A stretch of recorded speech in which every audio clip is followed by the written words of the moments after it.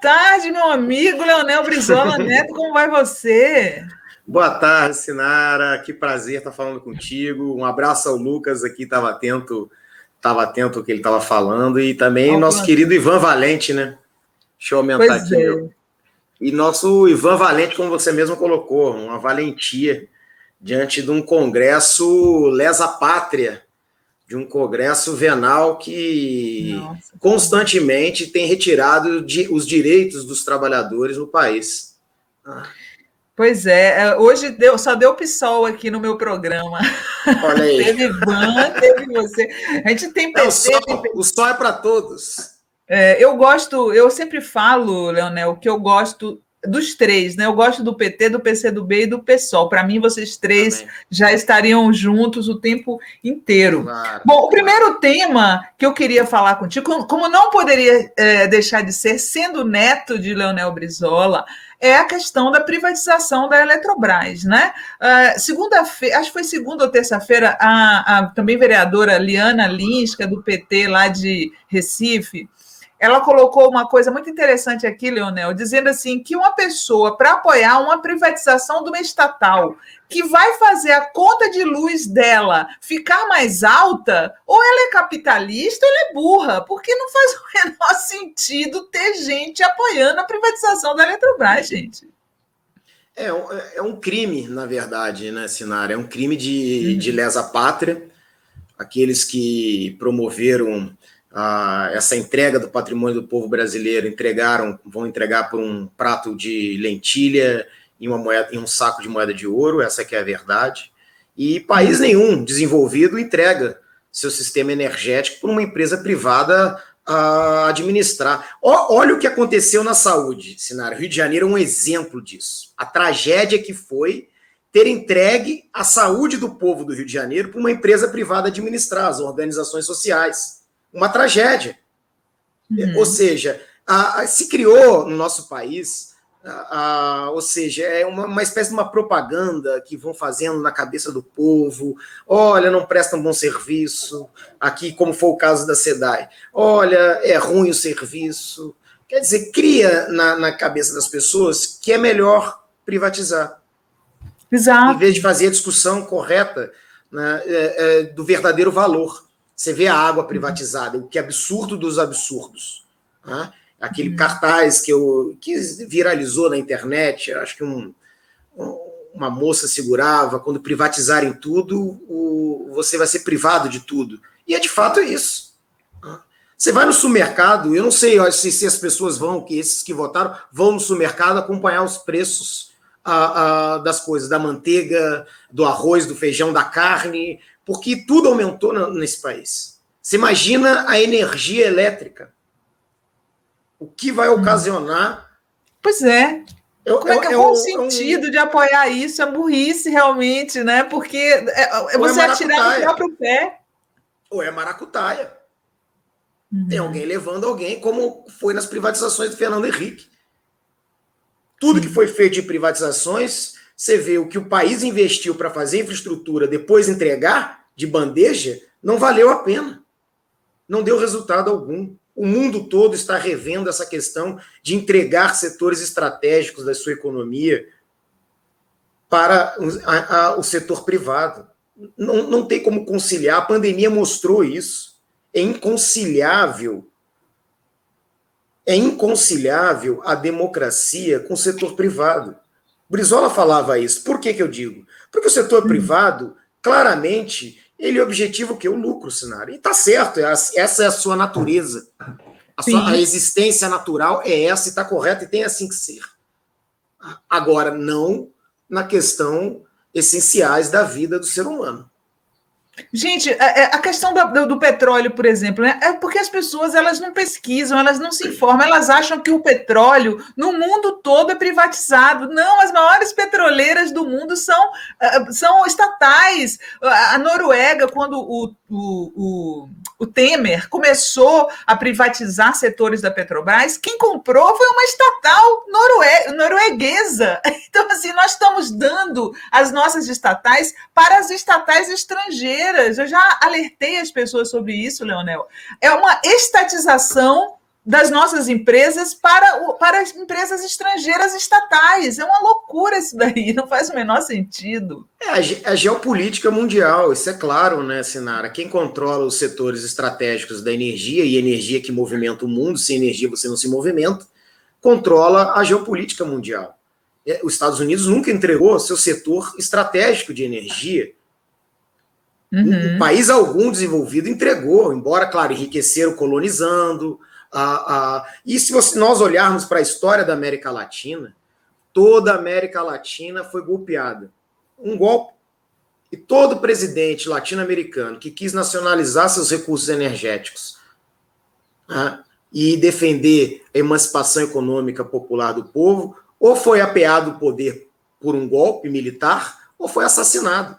Essa é a história da tragédia da América Latina, da colonização, desse processo. E nós temos um processo claro. Veja bem, quando o Bolsonaro claramente fala no microfone, no afastamento da Dilma, perderam em 64, perderam em 2016. Viva a memória do coronel Brilhante Ustra. Nossa. Esse foi o sinal. Não percebemos. Esse fio da história que o Brizola sempre colocava, que o fio da história é a nossa verdadeira escola, que de fato deixou-se de praticar. Nós temos que olhar de fato o que representou 64. O crime que foi a covardia e o alto preço que pagamos até hoje. Isso que está aí representa 64. Isso que está aí, esse genocida que representa, que é a antítese do trabalhismo, a antítese de Leonel Brizola, representa dizer que o povo brasileiro aplaude a ditadura militar. E esse foi um significado. Representa dizer que a tortura, o oráculo da verdade é a tortura. E que Exatamente. Os heróis ele da deveria... pátria são os vilões. A questão é que ele deveria ter saído daquela cena né? Claro. Se tivessem feito o correto, porque é ilegal você defender a tortura e a ditadura, se o Bolsonaro, naquele momento, tivesse sido preso, a gente não estaria com ele no poder, né? Sinara, aqui no Rio de Janeiro a gente já conhece quem é o deputado Bolsonaro. Todo mundo sabia quem era o deputado Bolsonaro. As falas, quem ele representa. Ele nunca escondeu, né, vereador? Não. Ele nunca escondeu quem ele era. Agora, há uma coisa que ele escondia, porque ele tinha, em determinados momentos, um discurso de defesa do patrimônio nacional. Ele tinha. É um genocida, patrocinados pelas milícias, é um racista, homofóbico, misógino, é um canalha, mas ele tinha defesa, tanto que ele fez aquela questão do Fernando Henrique Cardoso, que ele falou que tinha que ser por paredão, enfim, por vender ou tentar vender a Petrobras. Ele tinha uma defesa nacional, em parte. Diferente agora desse balcão de negócio, desse ultra-neoliberalismo com o Guedes. Ou seja, ele é um oportunista. Essa que é de fato. Ele é um oportunista e um defensor dessa turma aí de sindicato da polícia, dos mais baixos níveis, vamos dizer assim. Aliás, o linguajar dele, da Polícia Militar do Rio de Janeiro, e da milícia e do tráfico de drogas são muito semelhantes. Tem uma pessoa aqui, o Carlos Maza, dizendo assim: como vocês falam besteira, qual a empresa estatal americana que explora petróleo? A gente não falou isso, Carlos. O vereador falou que os Estados Unidos não privatizaram o seu setor energético. E o que eu falei foi que a empresa norueguesa, o nome da empresa, fui até pesquisar aqui, é Statoil. Na época do Temer, eles venderam parte da Petrobras e hoje a estatal norueguesa Statoil é a terceira petrolífera em atividade no Brasil. Quer dizer, a gente está estatizando para um país estrangeiro. Isso não existe, gente. Isso é entregar as nossas riquezas para outros países a preço de banana. Não vale a pena fazer isso. Sinara, como é que é o nome do Chama Carlos Mazer. Carlos. Eu não precisa me escutar, eu peço que você leia o livro do Godinho da Fonseca. O que você sabe sobre o petróleo? Vai lá, procura num sebo, procura aí pela internet. Eu vou resumir em uma frase que ele dizia sobre o petróleo. Um estudioso desta área também, e que fez, de fato, toda a origem embrionária desta cadeia que movimenta o mundo. Todo o processo civilizatório é a base do petróleo. O óculos da Sinara, a minha camisa, a comida que eu vou comer hoje, praxe do computador, a maquiagem, tudo vem da base do petróleo. Tudo vem. Então, nós precisamos saber, né, o que nós sabemos de fato sobre o petróleo. O Godinho da Fonseca escreveu um livro genial em 49, se não me engano, me desculpe a minha falha aqui. Carlos, procure esse livro. Vou olhar aqui para você. Ele dizia, só resumir a frase, Sinara, ele dizia assim, o petróleo, quando explorado por uma empresa estrangeira, cria miséria e violência. O petróleo, quando explorado por uma empresa nacional ou estatal, gera riqueza e distribuição de renda. Isso é os dados econômicos. Olha o livro, ele vai capítulo por capítulo olhando, vai ver quem foi o Rockefeller, da onde nasce a ESSO, nada disso saiu do setor privado, né? Claro que sempre, ou quando há um privado, é com aliança fortíssima do governo do Estado. Então ninguém está aqui dizendo abobrinha, ninguém está querendo, são os comunistas, são os bolivarianos.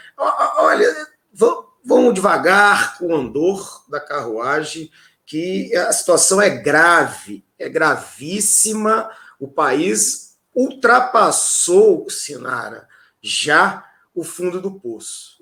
São quase 500 mil pessoas falecidas por uma pandemia que não é só um fenômeno biológico, ela é também uma questão sociopolítica. A falta de políticas públicas de atendimento à saúde, sanitários e econômicos fez estourar esse número absurdo de pessoas que perderam a vida por falta de atendimento, e tu imagine só, por falta de oxigênio. Horrível. O nome do livro que o Leonel está falando é Que Sabe Você Sobre Petróleo, de 1953, autoria de Manuel José Gondim da Fonseca.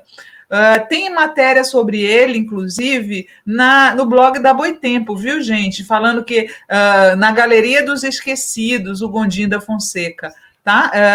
Se vocês procurarem lá, vocês vão ver um artigo do Zé Paulo Neto, que escreveu a biografia do Marques, aliás, né? Ele está escrevendo sobre o Gondim da Fonseca e fala também do livro. Fiquei super curiosa, Leonel, com esse livro. Pois é, Senhora, e isso é uma coisa que os partidos políticos deixaram de fazer. Né? Deixaram de fazer os partidos políticos. Por isso cabe aos partidos políticos. Isso é comunicação. Você sabe que eu vou abrir um parênteses, eu nem gostaria de citar, mas tem os meus senões. Eu estava vendo ontem ou anteontem no Twitter, estava mexendo, e aí vi um trade do Felipe Neto.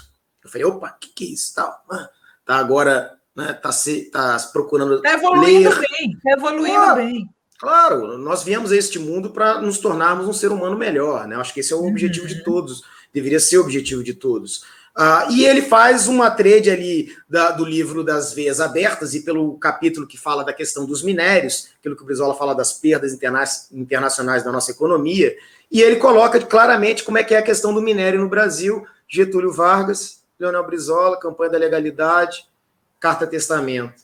Quer dizer, isso é um trabalho dos partidos políticos que não o fazem mais. Ficamos discutindo brigas rasas, disputas eleitorais, e não estamos colocando a verdade histórica. Isso que nós estamos falando agora é a verdade histórica. É um projeto. Este país tem dois processos gravíssimos, a colonização e a escravidão. Nós precisamos dialogar sobre isso, nós precisamos ensinar sobre isso, entender as consequências disso, entender a consequência desse modelo econômico que foi colocado ao país, que drena nossas riquezas para fora e deixa um sócio passivo ambiental aqui absurdo, ou seja, é inaceitável, é desumano. Esse modelo, como o Brizola sempre colocou, para que possa existir, requer as mais baixas, piores níveis de qualidade de vida do povo brasileiro. Eu estou aqui em Copacabana, no Rio de Janeiro, você anda aqui, Sinara, essa coisa que é maravilhosa, esse Rio de Janeiro, onde o mar encontra a montanha, ou seja, o trópico, a beleza. Você anda pelas ruas, famílias e famílias, miseráveis, sabe? É uma tristeza, né? São Paulo Que... está igual. Eu tive em São Paulo e fiquei chocada, porque sempre teve gente sem teto em São Paulo, mas a coisa tá exagerada. Tem gente são famílias. acampada com barraca de camping, assim, em plena Paulista, Leonel. E tudo fechado. Todo o comércio. Não porque, fechei por conta da pandemia, que isso aqui, o Rio de Janeiro nunca fechou. Abre e fechava, era uma maquiagem, está aberto, está tudo aberto. O que não está aberto é porque, de fato, quebrou, não conseguiu sobreviver diante da pandemia por falta de apoio dos governos. Aí agora, quando né, então, o setor privado está numa, vamos dizer assim, numa questão difícil por conta da pandemia, agora o Estado serve. Né? E é isso mesmo, ele tem que servir. Esse é o papel do Estado, é um indutor para desenvolvimento.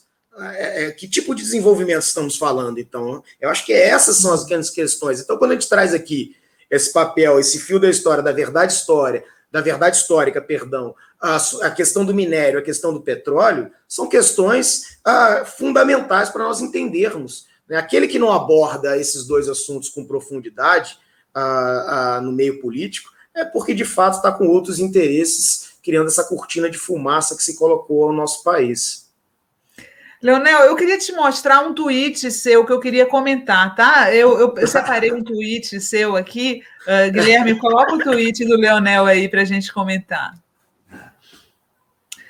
Esse papinho de não polarizar a política é para enganar trouxa e manter a expoliação do povo. A vida é polarizada: céu, terra, saúde, doença, bem, mal, noite e dia, ação, reação, positivo e negativo. E a política, que é o debate das ideias, não pode ser? Olha, eu gostei muito desse seu tweet, porque eu também acho que não vejo problema nenhum na polarização. E, na verdade, desde que começou esse papinho, o Brasil só piorou. Porque eles reclamavam, Leonel, da polarização entre o PT e o PSDB. E hoje a gente tem até saudade. A gente tem até saudade, porque o Brasil piorou muito. O que é a Ararena, o DN, o que é isso? A gente não vai polarizar com isso? Como que não? Quer dizer, privatiza ou não privatiza? Não é polarizado e a gente não vai debater? Acabamos de ter uma pergunta, olha, num setor elétrico do carro, ninguém entregou para a empresa. Então a gente tem que debater justamente para que não crie esses equívocos. As pessoas precisam ser informadas. A gente tem um monopólio da comunicação, infelizmente, que não nos informam. Nunca foi feita uma novela, de fato, que retratasse, de fato, o país na sua totalidade. Nunca foi feito. O Luciano Gomes está falando aqui, polarizar com o fascismo é essencial. Exatamente. Como é que a gente não vai polarizar com o fascismo, gente? A gente combate. Que é uma coisa que... É uma coisa... A gente fica pensando, né, Sinara, como que surgiu dessa maneira tão violenta. Às vezes a gente fica... Mas você sabe que, de fato, isso é proposital para que a gente se confunda. Cada ação do Bolsonaro ou dos bolsonaristas, que você obrigatoriamente tem que parar para responder, justamente uma massa de informação, como se fosse um overlooping, e vai ficando, e você fica preso nesse overlooping, e você não discute de fato, porque eles não dão tempo, essa é a tática para que você não respire, e dê, de fato, a discussão importante, que é isso que nós estamos colocando, o porquê da miséria do país. Um país tão rico, um país com tantas terras agricultáveis, com uma história que precisamos compreendê-la, aquilo que o CIEP, e aí, olha, retornando, como o Brasil já teve grandes projetos importantíssimos, de fato, de desenvolvimento humano, com o CIEP tinha uma cartilha, e eu sempre repito isso, na quinta série, imagina na quinta série, que perguntava quem somos e de onde viemos. Por que tratamos os trabalhadores de baixa renda com preconceito? Por que tratamos o índio como um ser atrasado? Na horta do índio não dá praga, pô. Que história é essa? Como é que um índio é atrasado? Por que educamos as meninas para a submissão? Olha, na década de 80, repetindo os mesmos equívocos da sociedade. Demais. Por que o negro tem a necessidade de alisar seus cabelos, perdendo sua negritude? Por que o isolamento do Brasil perante seus irmãos latino-americanos? Isso é genial. É Darcy Lembrando que a Lei Caó veio do brizolismo, viu, gente? Isso. Que o Caó era do PDT de Brizola, não do PDT de hoje, né? Que eu tenho algumas queixas. Muitas, eu até queria muitas. te perguntar, Leonel, como é que você está vendo essa coisa do Ciro atacar de forma tão virulenta o Lula? Você acha que essa estratégia é uma boa estratégia? Olha, o Ciro, Sinara, é uma pessoa muito preparada, estudou bastante, é uma pessoa que tem boas colocações quando ele fala da economia. Agora ele coloca essa questão de um projeto nacional de desenvolvimento. Agora, quando ele faz esses tipos de ataque, eu fico em dúvida, porque não há como conciliar o udenismo com um projeto nacional desenvolvimentista. É inconciliável os dois. Por isso que eu falei que comecei aqui em 64. Quem é que deu o golpe? Quem é que sofreu o golpe? Por que sofreu o golpe? Ninguém é apeado do poder só porque ele não prestava. Não, há uma questão ali que tem que ser estudada e discutida. Então, eu acho que é um desserviço e visa, de fato, rachar a esquerda. E principalmente, né, esse pacote... Inclusive dentro da sua família, né? Porque a sua irmã gêmea que está lá com o Ciro está do lado dele e você está de outro, né? Bom, eu respondo por mim, não posso responder pelos meus irmãos, né? A irmã gêmea, deixa eu só contar para o pessoal aqui que a irmã gêmea do Leonel, ela é deputada estadual, não é isso? Deputada estadual lá no Rio Grande do Sul. Rio Grande do Sul. Uhum. A Juliana Brizola, viu, gente? Juliana Brizola. E ela é cirista de carteirinha. Aliás, outro dia ela até me deu uma alfinetada. As coisas da rede.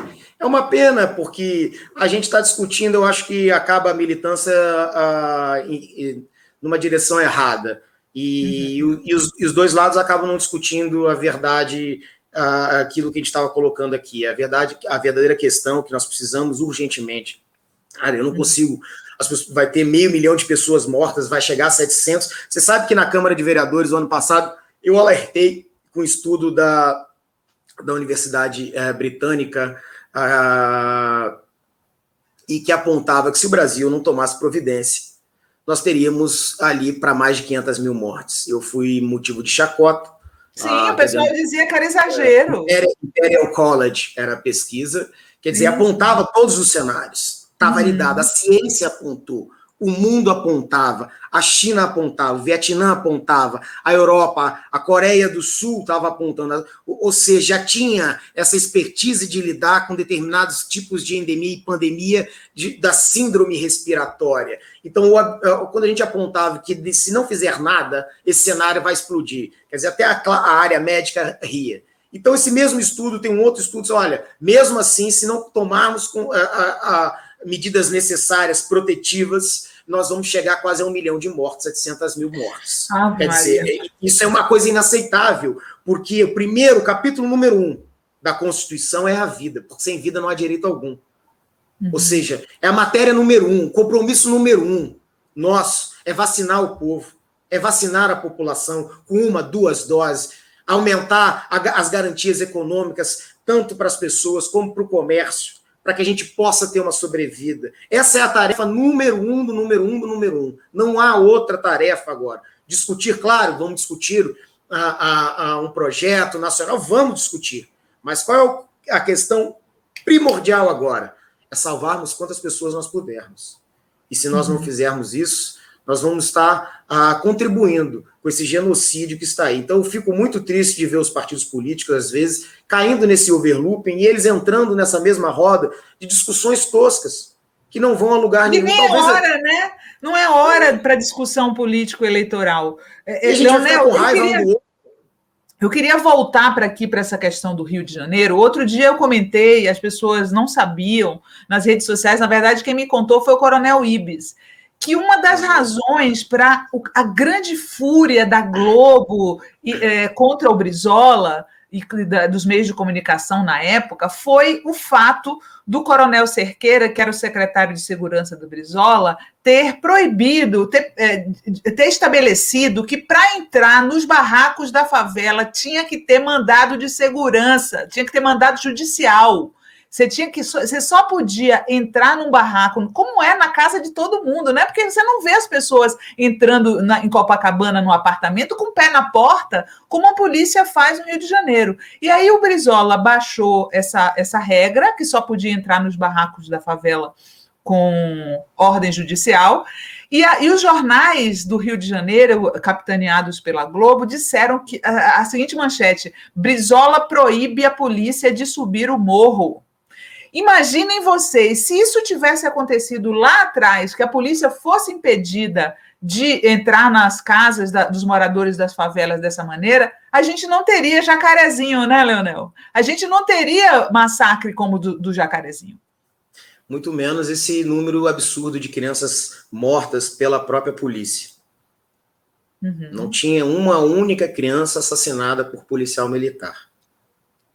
Uma única criança. E a grande genialidade do Darcy e do Brizola, e eu falo dos dois porque o ano que vem é o centenário do Brizola, o centenário do Darcy Ribeiro, você vê na década de 80, antes da Constituição e antes do ECA, o Brizola já colocava a criança como sujeito de direito.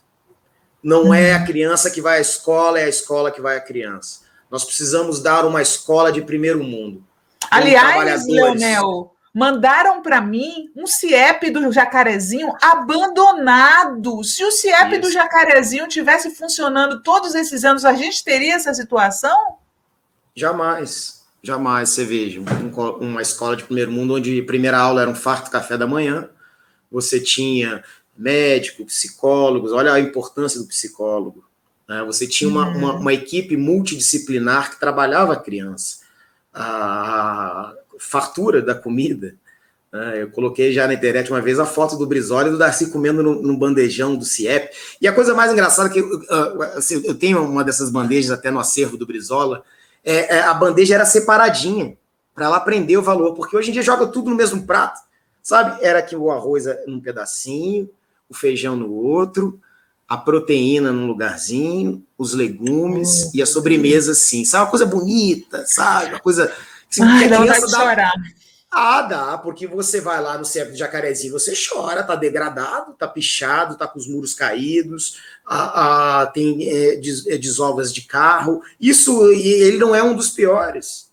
Você vê o quanto que se perdeu, nós perdemos mais de 10 milhões de jovens que poderiam ter sido encaminhados, poderiam estar formados dentro do mercado de trabalho, pela educação. Você vê um mar de gente de nem trabalha, e nem estuda, a falta de oportunidade. Então, quando o Brizola coloca essa questão, o Brizola é culpado pela violência e pela favelização do Rio de Janeiro. Isso que é o que mais escutei, a coisa que se cristalizar no ouvido da gente, é uma coisa que vem da direita. É uma coisa... Claro que o Brizola teria que ser criminalizado. O cara que defendeu, né, os excluídos, os marginais, os caras que estavam... Os invisíveis, e deu voz. Não, aqui tem lei. A mesma lei que tem aqui na favela, tem na Avenida Atlântica. Uhum. São os mesmos direitos ou não são? Ou existe cidadão de classe A e cidadão de classe B?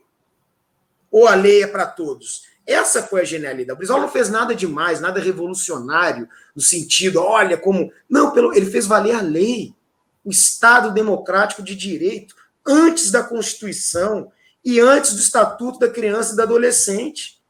Uhum. Ali se deu as garantias para a criança, para as mulheres, sabe? O CIEP, eu falo, é uma grande questão, é uma grande preservação da família brasileira. Esses aí que falam em família, é a família deles, né? A família do bolso deles. Essa é a família do bolso deles. Agora, a verdadeira família brasileira que está desempregada, a avó está sustentando a filha, o neto, se tem inclusive o bisneto, no momento agudo da crise brasileira, o CIEP era a proteção dessa família. Essa era a verdadeira proteção familiar. Não é essa escola cívico-militar que o Bolsonaro quis criar, que é uma picaretagem, não sei se é para formação de milícia mirim, mas é antagônica, extremamente atrasada. Então, A genialidade do CIEP é nós entendermos e compreendermos toda a sua amplitude, a arquitetura, as rampas. Você vê hoje, nós precisamos de salas arejadas. O CIEP está pronto para receber diante de uma Covid. Pode receber esses alunos. É um futuro desperdiçado, né? Leonel, tem um monte de gente te saudando aqui. Eu vou dar uma lida aqui nos comentários para você ouvir. Gabriel Barbosa, Leonel conta para a Sinara sobre o socialismo moreno da Baixada.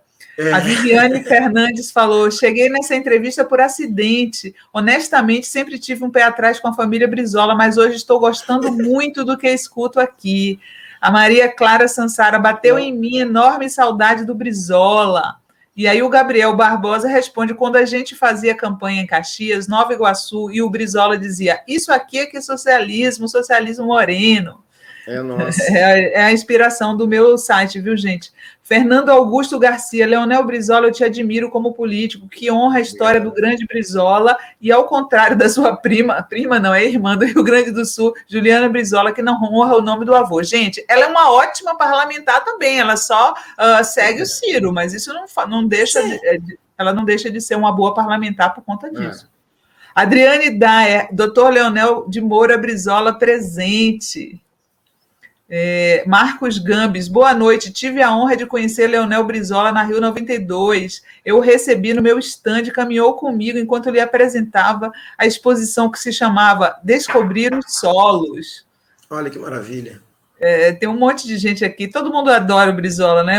É incrível. E esse ponto da Expo 92 é genial, porque o Brizola, ali, ele reúne todos os líderes mundiais. Dali saem as tratativas do protocolo de Kyoto. Você viu, o Brizola coloca na agenda política, Sinara, dois movimentos que até então não estavam na agenda política e ninguém queria falar. É o meio ambiente e a educação pública, a escola do povo.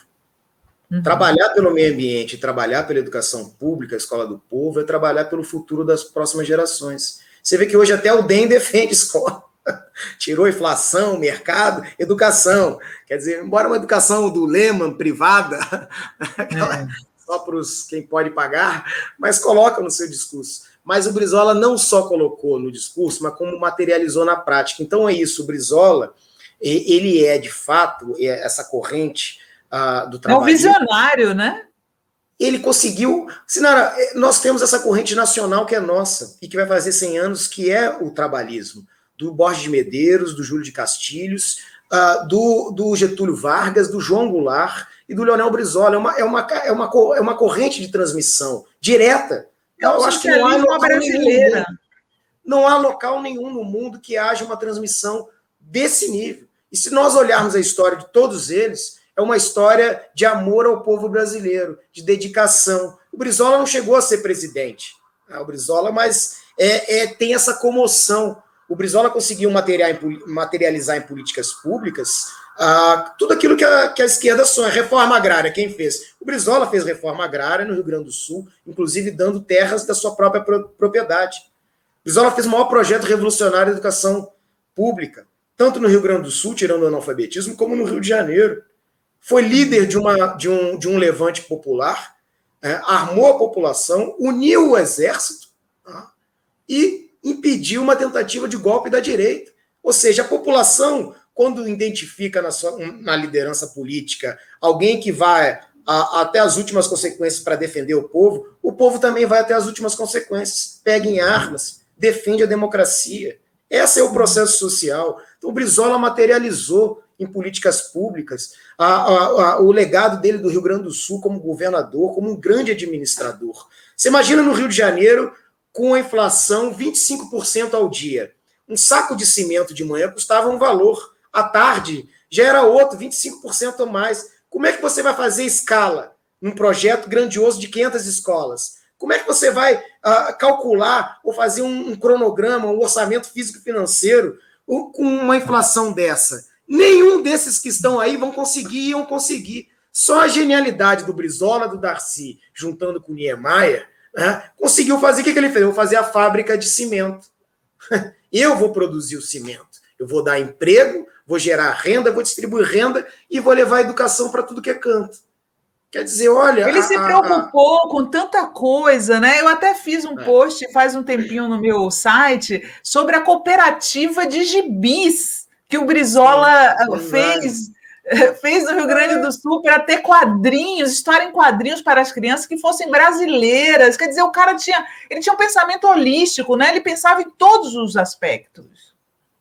Verdade, Sinara. Eu acho que a experiência do Brizola, do exílio, a andança dele pela Europa, ele absorveu todo aquele mundo, tudo que ele sentiu na carne, né, o golpe militar, ali, tudo que ele... O Brizola enfrentou as questões mais difíceis, né, vamos dizer, enfrentou o grande latifúndio, enfrentou o imperialismo norte-americano, enfrentou setores conservadores da igreja, a Globo, um maior império de telecomunicação do Brasil e até da América Latina, né, que era a Globo. Quer dizer, então, o Brizola e sempre travou lutas com muita hombridade, com muita honestidade, com muita justiça, e sempre, nunca deixou de tocar na questão principal, que é justamente isso que a gente está travando, que é a verdade histórica. Por que dessa pobreza? Por que dessa violência? Né? O Brizola, ele era daqueles que ele não tratava o sintoma, ele ia na causa. Isso é a importância. Nós temos que analisar essa doença que se abateu o povo brasileiro. O povo brasileiro está doente, está infantilizado, está ágrafo, não compreende a sua própria história, estamos brigando irmãos com irmãos, e um governo que está vendendo o nosso futuro. As pessoas não estão se dando conta, Sinara, do que vai ser muito difícil para resgatar isso que está sendo feito pelo trabalho sujo do Bolsonaro. É anos, difícil, né? Anos. Lembre-se quanto tempo demorou para a gente recuperar da tragédia do Fernando Henrique Cardoso. Que no final do governo do Fernando Henrique Cardoso, a cada 5 minutos morria uma criança de fome. E desemprego altíssimo, uma coisa horrível. Ou seja, e o Brizola denunciou, só fazer esse finalzinho, o Brizola mais uma vez denunciou a picaretagem eleitoral da direita, que é na moeda, esse golpe eleitoreiro da moeda, seja com o real, seja com o cruzado novo do Sarney. Exatamente. Leonel, eu não queria deixar você embora sem comentar duas coisinhas. A primeira é, o Carlos Bolsonaro trabalha como vereador porque ele simplesmente só vive em Brasília. Hoje o Ivan Valente estava falando aqui que ele estava viajando com o pai dele, ele dá palpite em tudo, ele participa da negociação da Pfizer, ele participa teve essa denúncia aí do tal aparelho espião, que ele também... Ele trabalha como vereador? O povo quer saber. Nunca vi trabalhar. Não fala também. É um vereador mudo. Eu não conheço político mudo, mas isso aí, neste caso, abre-se exceção. Agora, o que tem que investigar nele é, de fato, Sinara, a incompatibilidade do salário dele com o patrimônio que ele tem. Nenhum vereador compra o patrimônio que ele tem. Isso que ele tem que explicar.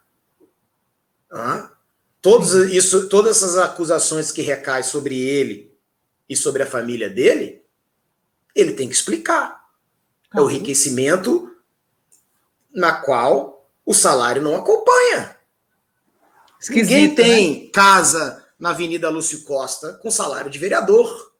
Ninguém tem apartamento na Zona Sul com salário de vereador. Não tem. No máximo você compra um carro. Como que foi adquirido isso? É isso que tem que ser investigado e é isso que ele deve explicação. O resto ali é tudo um aparelho para que não se discuta de fato as questões importantes como essa. O entreguismo deles, esses vendilhões da pátria. Agora eles estão morrendo de medo. Eles não esperavam esses números da pandemia. Eles estão morrendo de medo e essa CPI tem que investigar a fundo, de fato, que eles se omitiram. Eles, de fato, cometeram um crime grave. Eles não fizeram o papel, a obrigação que teriam que ter sido feita.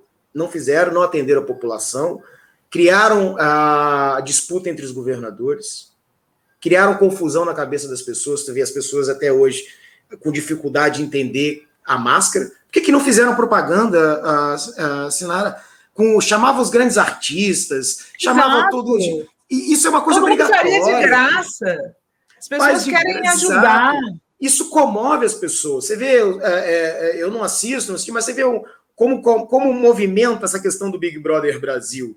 Movimenta as redes, movimenta a juventude, movimenta a televisão. Ou seja, se utilize desses mecanismos, né, e faça. O governo tinha obrigação de dizer, olha, distanciamento. O mundo todo estava assim. O Brasil que andou na contramão. Primeira coisa, erro crasso do Brasil. Não usa máscara, deixa só para o pessoal da saúde. Estava no começo, a gente não sabia. Mentira. Japão já tinha experiência. Na China, todo mundo estava usando.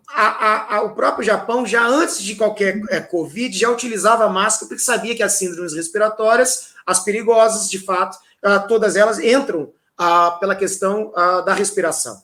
Já se utilizava, de fato. Né? Então, isso é uma coisa que falha. Vai no hospital, volta para casa. Não, já estava tendo atendimento no mundo, já inclusive em casa. Mais uma falha grave. E depois essa falta de coordenação nacional. O Ministério da Saúde tem por obrigação fazer uma coordenação nacional. Deixou a cargos dos municípios, deixou a cargo dos governadores. É impossível.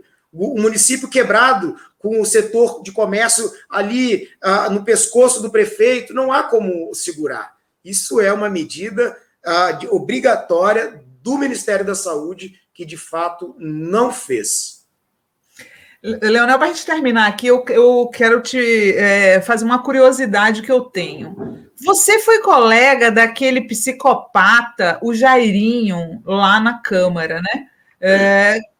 Ele dava algum sinal de que era esse monstro torturador de crianças que a gente descobriu agora, né? Que ele porque ele está fazendo isso há anos, né?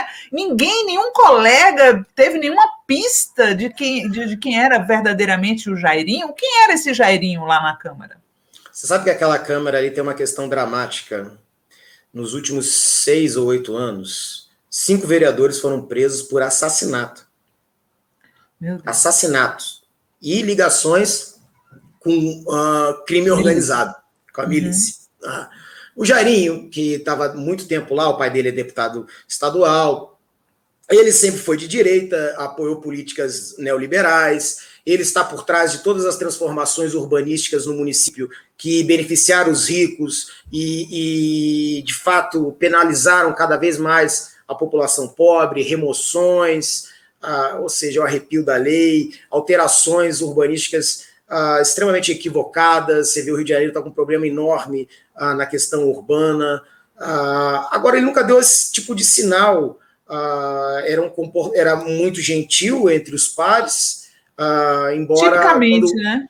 Porque mas embora é traço da psicopatia esconder a verdadeira personalidade. Né? Ele era muito inteligente, né? Então ele se colocava bem, sabia falar bem, a aparência, mas de uns anos para cá ele ficou muito, de fato, você viu uma transformação nele, uma pessoa que, não sei, tinha um cuidado mais próprio, uma pessoa mais vaidosa nesse sentido. Ficou claro, ele veio numa transformação, mas nunca houve essa desconfiança. Agora, as políticas que ele sempre defendeu também eram genocidas. Eu não sei, eu tenho uma suspeita que esse ex-vereador, enfim, esse assassino também seja pedófilo, porque há vários casos. Sim, eu tenho essa suspeita, embora não sei se a polícia investigou ou está investigando, mas eu tenho essa suspeita que a origem seja disso, uma questão dele também. Agora nunca se desconfiou, agora tem essa dramaticidade da Câmara que isso tem que ser discutido. E como é que se discute isso? Fortalecendo os partidos políticos para que pessoas como essa não fiquem pulando de partido. Jairinho é aquele que pulava de partido em partido. Seja o prefeito da hora, ele adere o prefeito, era líder do Eduardo Paes, fez uma grande liderança do Eduardo Paes, fazia toda aquela pagelança, trabalhava nos corredores internos da Câmara, pulava de partido conforme a ocasião, e não tinha, de fato, você vê, as pessoas têm que estar num partido, militar num partido, para a gente possa conhecer o que, de fato, ela defende, né? Em que momento da história ela defendeu o quê, como e para quê. Isso é uma coisa importante. Passa pelo fortalecimento dos partidos políticos. Você vê que ele sempre ficou orbitando em partidos políticos satélites, né? Legendas de aluguéis, partidos de interesses próprios. Isso que precisa ser revisto no Brasil, nós precisamos discutir, de fato, para que servem os partidos políticos. Nós precisamos fortalecer os partidos políticos. Sua democracia interna, acima de tudo. Olha, Leonel, é sempre um prazer conversar com você. Todo mundo aqui, o pessoal te adorou. Então você já está com compromisso de voltar sempre aqui no programa, tá bom? Obrigado, Sinara. Eu que te parabenizo pelo teu excelente trabalho. Desde o lançamento lá do Tijolaço pela Associação Cultural Leonel Brizola, que agora a gente está tocando, e me permita dizer o que a gente está materializando. Nós estamos agora com o Silvio Tender. Você está como presidente da fundação?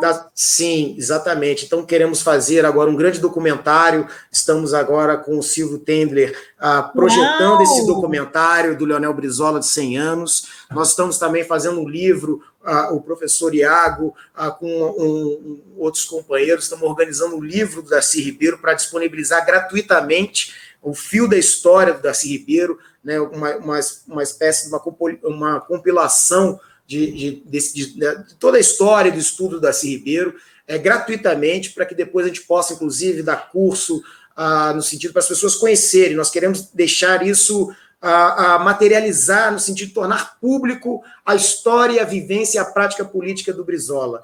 Nós estamos em luta para que a gente se crie um memorial do Leonel Brizola, que tinha sido desenhado lá atrás pelo Oscar Niemeyer, e nós estamos em algumas tratativas, inclusive, com a Prefeitura de Maricá, que tem um cuidado muito bonito com a história. Tem lá o Museu da Utopia, eles estão trabalhando com a questão da memória do João Goulart, e tem todo esse cuidado com a cultura, com a ancestralidade, quem somos e de onde viemos. Então, é uma coisa bacana.